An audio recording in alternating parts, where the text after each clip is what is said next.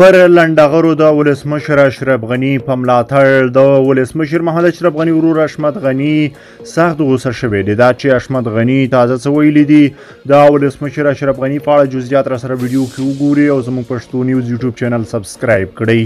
سلام درنو لیدونکو، ستړي مشئ.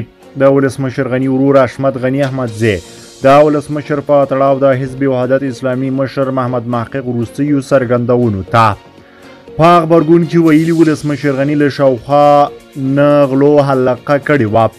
محقق خپل وروستیو څرګندونو کې ولسمشر غني په فساد تورن کړی دی او ویلي دي زه خپله محقق کابل کې له یوه شخصي کور پرته نور شتمني نه لرم.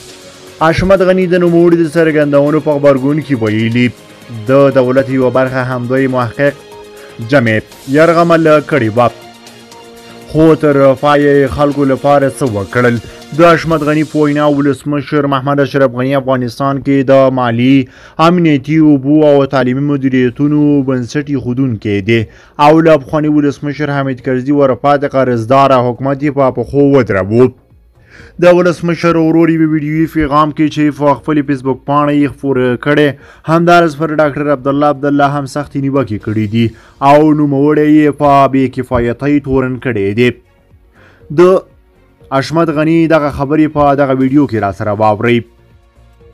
درنو وطنوال، غواړم یو ساده غوندې مقایسوي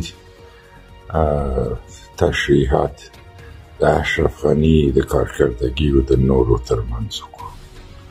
ډاکټر اشرف غني پس له 11 د سپتمبر نه د ملل متحد په چوکاټ کې راغی افغانستان. بیا د ملي انسجام ادارې د کومکو جوړه کړل. د هغې په چوکاټ کې وسو کولی چې د 200 میلیونه ډالرو نه چې دنیا غوښتل افغانستان ته ورکړي 8 میلیارد ډالرو ته یې کومک ورسوي.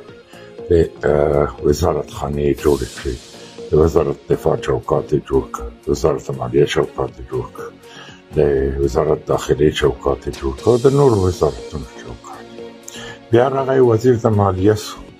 اول یې خو د پیسو انسجام چوکاټ جوړ کړ، 3 صفرې له هغه زړو پیسو د رابانیو د دې نه لرې کړي یو سټنډرډ د افغانیو جوړ کړ. بیا یې د دې جنګ سالارانو هغه چې ملي شتمنۍ پټولې لکه هرات او که مزار او که ننګرهار ټول ګمرکات شخصي کړي وو. حتی وخت چې اسماعیل خان ناظر یې ده وویلې چې ما شهادت ته دعا وکړي، بیا هم خپله ورغی ګمرکاتو پیسې 20 میلیونه ډالر هم هغه هم نقدې بارې کړلې، تیارې کې راوړل، د افغانستان بانک ته یې تحویل کړل. د همبستګي ملي پروګرام یې جوړ کړ، وزارت د انکشاف اطلاعات نامه، په لکونو پروژې کلو پراختیا دپاره برابر کړل. بیا وخت چې وزارت نه لرې هم شو، یو غونې غوښتل چې بیا پاتې شي په وزارت کې، سر د دې چې ډېر کم خلک حاضرېږي چې وزارت نه پاس یو ریاست وکړي.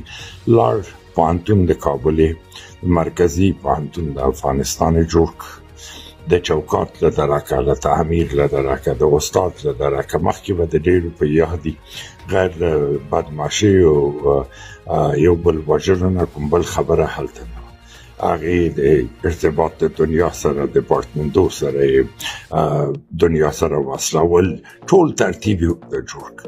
بیا راغی په اصطلاح هغه وخت چې د امریکایانو نه قطعات افغانانو ته ګرځېدل، د هغې مدیریت یې وکړ. ریاست جمهوري کې هم د اوبو نه نیولې تر 25 پنده پورې، سر د دې چې کرزي صاحب ورته یو په اصطلاح قرضدار حکومت په لاس کې ورکړ او په دې دپاره یې ورکړ چې 6 میاشتو کې به فلج شي. بیا یې موږ کولی چې انسجام راوړي، بندونه او د اوبو ترتیب ونیسي، اوبه د افغانستان کنټرول لاندې راوړي، غیر له هغې نه د جوماتو له درکه یې وکړي. ډېرترین جامع جوماتونه د ولایات ولسوالۍ د اشرف غني په وخت کې جوړ شو. د هر درسته د شاوخوا یې غله و هماغه وخت هم پرې باندې راځئ دا سرسري مقایسه هم له دې نورو سره وکړئ. اول دا دوه بېسوادو د هزارهګانو رهبرانو ته، دویم چې وایي دولت کې نو یو برخه د حکومت خو دوی له بن نه تر آخره پورې نیولې وه. دوی څه وکړل؟ تعلیم یافته ځوان د هزاره مجبور و چې راسي د دې دوه بېسوادو پښې مچ کړي چې بیا چیرې وزیر سي رئیس او دوی ته حق ورکړي.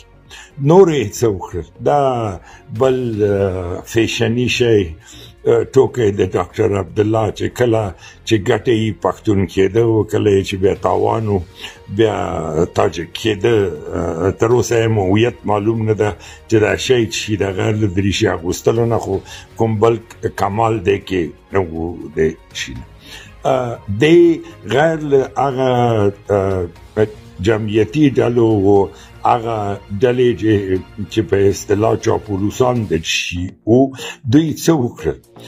که د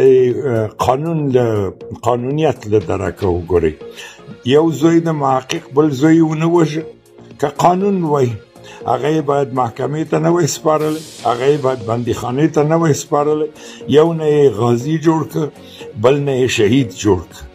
بیا غیر له غلا نه، غیر له رضالت نه، غیر له جنګ اچولو نه دوی کوم بل کمال کړی افغانستان ته چې نن سبا دوی راځي په ډاکټر باندې درسته ده. ما په وخت کې ډېر هر مقایسه وګورئ چا څه کړي دي افغانستان لپاره.